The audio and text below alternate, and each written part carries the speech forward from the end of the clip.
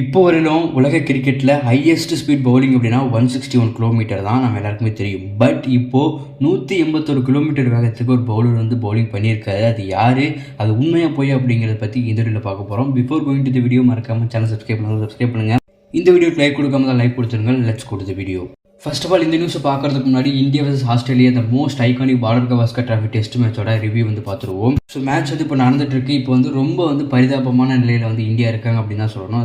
Australia வந்து good performance கொடுத்துட்டு இருக்காங்க. 2 நாளில் இருக்கக்கூடிய எல்லா செஷன்லையுமே வந்துட்டு ஆஸ்திரேலியா வந்துட்டு ரொம்ப லீட் எடுத்துருக்காங்க.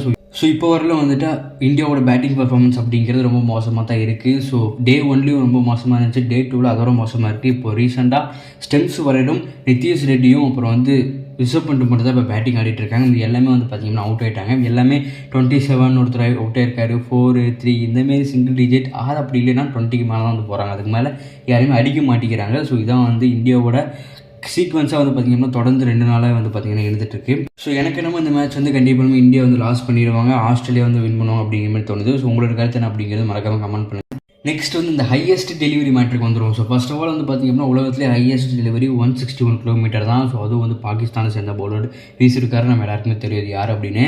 ஸோ ஆனால் இப்போ நடந்துட்டு இருக்க த most iconic Border Gavaskar trophy match நடந்துட்டு இருக்கப்போ, ஸோ இதில் வந்து பார்த்திங்க அப்படின்னா முகமது சிராஜ் வந்து 181 கிலோமீட்டர் வேகத்தில் பவுலிங் பண்ணியிருக்காரு அப்படிங்கிற மாதிரி டெலிகாஸ்ட் ஆயிருக்கு, சேனல் டெலிகாஸ்ட் ஆயிருக்கு. நம்ம எல்லாமே பார்த்துருக்குறோம். ஸோ நீங்கள் சோஷியல் மீடியா பார்த்தாலும் சரி, இமேஜ் வந்து வந்துருக்கும், நம்ம எல்லாமே பார்த்துருப்போம். ஸோ இப்படி இருக்க நிலையில் இது உண்மையாக பொய் அப்படிங்கிற மாதிரி சில டிஸ்கஷன் வந்து பார்த்திங்க அப்படின்னா எல்லா பக்கமும் போயிட்டுருக்கு. ஸோ டெஃபினட்டாக வந்து பார்த்திங்க அப்படின்னா இது உண்மை கிடையாது. ஸோ இது வந்து ஒரு ஃபேக் தான். பட் இது டெலிகாஸ்ட் ஆகுது அப்படிங்கிறது உண்மை. ஸோ லைவ் நடக்கும்போதே 181 கிலோமீட்டர் அப்படிங்கிறது டெலிகாஸ்ட் ஆகிருக்கு. இது எல்லாமே உண்மை தான். ஸோ அதில் எந்த வித மாற்று கருத்துமே கிடையாது. பட் இது வந்து ஒன்று பவுலிங் மிஷின் மேலே மிஸ்டேக்காக இருக்கலாம், இன்னொன்று டெலிகாஸ்ட் பண்ணுறவங்க மேலே மிஸ்டேக்காக இருக்கலாம் அப்படின்னு தான் சொல்லப்படுது ஒழிய. ஸோ கன்ஃபார்ம் இவர் வந்து 181 கிலோமீட்டர் வேகத்தில் பவுலிங் போட கிடையாது அப்படின்னு தான் சொல்கிறாங்க. ஸோ பட் எப்படி அப்படிங்கிறது உங்களுக்கு 161 வேகம் வந்து டச் பண்ணுறது இன்னும் யாராலையும் முடியல. ஸோ ஒரே ஒருத்தர் தான் டச் பண்ணியிருக்காரு. பட் இருக்கப்போ இப்போ 181 கிலோமீட்டர் வேகத்தில் ஸ்ட்ரைட்டாக பவுலிங் போட்டு டச் பண்ணி அந்த கிலோமீட்டர் எடுக்கிறது அப்படிங்கிறது ரொம்ப கஷ்டமான விஷயம். கிட்டத்தட்ட 140க்கு மேலே போயிட்டாவே ஒவ்வொரு கிலோமீட்டர் இன்க்ரீஸ் பண்ணுறது அப்படிங்கிறது ரொம்ப டிஃபிகல்ட்டான விஷயம். நம்ம எல்லாருக்குமே தெரியும். ஏன்னா அவ்வளோ டிஃபிகல்ட்டாக இருக்கும் அந்த விஷயம். ஸோ அப்படி இருக்கும்போது எப்படி ஸ்ட்ரைட்டாக 181 கிலோமீட்டர் வேகத்தில் போடுற அப்படிங்கிறத நம்ம யோசிச்சு பார்த்தாவே தெரியும். இது வந்து கண்டிப்பாக இருக்காது அப்படின்னு சொல்லிட்டு தான். ஸோ 161க்கு மேலே யார் பவுலிங் போட்டலாம், 170 போட்டால் கூட, இல்லை வந்துட்டு 162 163 போட்டால் கூட ஓகே நம்பலாம். பட் 170 போட்டாவே வந்து பார்த்திங்க அப்படின்னா கொஞ்ச நாள் நம்ப முடியாது. ஏன்னா வந்து அவ்வளோ டிஃபிகல்ட்டான விஷயம் அதெல்லாம். அதாவது 181 கிலோமீட்டர் வேகத்தில் பவுலிங் போட்டிருக்காரு அப்படிங்கிறது கண்டிப்பாக நம்பவே முடியாத விஷயம்.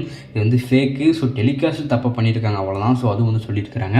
இது ஃபேக்கான விஷயம் தான். ஸோ நம்ம அதை பார்த்துக்கலாம். அதை பற்றி உங்களோட கருத்து என்ன அப்படிங்கிறது மறக்காமல் கமெண்ட்ஸில் சொல்லுங்கள். ஸோ இந்தியா ஆஸ்திரேலியா டெஸ்ட் மேட்ச்சில் யார் வின் பண்ணுவோம் அப்படிங்கிறது மறக்காமல் கமெண்ட்ஸில் சொல்லுங்கள். இதேமாதிரி சூப்பரான வீடியோவில் அகைன் வந்து சந்திக்கிறேன். Until and by from this Vidyasagar. மறக்காமல் சப்ஸ்கிரைப் பண்ணாமல் சப்ஸ்கிரைப் பண்ணுங்கள். இந்த வீடியோக்கு லைக் கொடுக்காம லைக் கொடுத்துருங்க. Thank you so much.